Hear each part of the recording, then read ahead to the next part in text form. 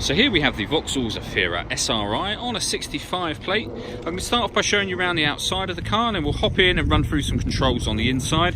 But from the outside you can see it's a 5-door car with alloy wheels and tinted windows. Let's start off inside the boot and then work our way around the rest of the car from there. So as we approach the boot, you'll see we've got reversing sensors. Currently 5 seats are in place. This is the amount of boot space you have as a 5-seater.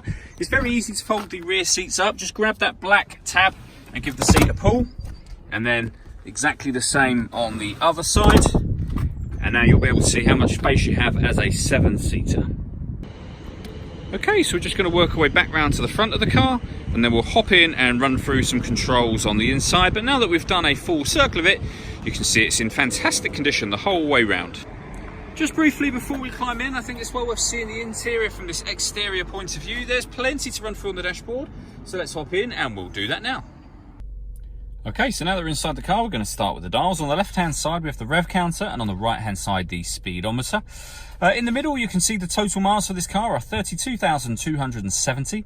You can change the information that's displayed above that by using controls on the indicator stalk, either for fuel economy information, or you can have that digital readout for the speedometer.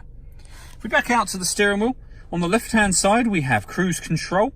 And on the right hand side we have stereo and phone controls.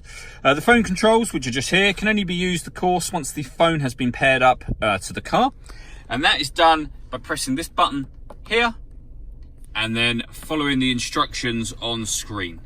Once you've paired your phone, you'll obviously then be able to make and receive phone calls. When it comes to music in this car, we've got DAB radio, AM and FM as well.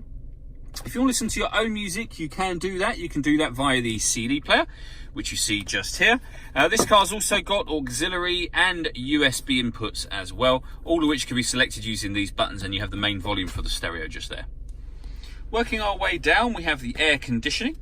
So fan speed is adjustable on the right, temperature on the left. You can determine where you'd like the air to be distributed using the buttons in the middle, and then hit that button to turn the air conditioning on and off, of course, as well. This button will recirculate the air that's in the car.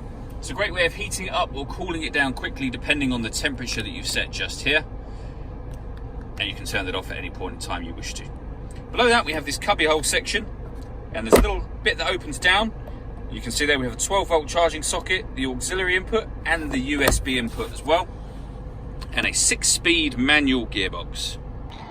All that leaves me to say is thank you for taking the time to watch this video. If you'd like to come and see the car in person and have a test drive, please feel free to call any of our MJA sites. We'd love to hear from you soon.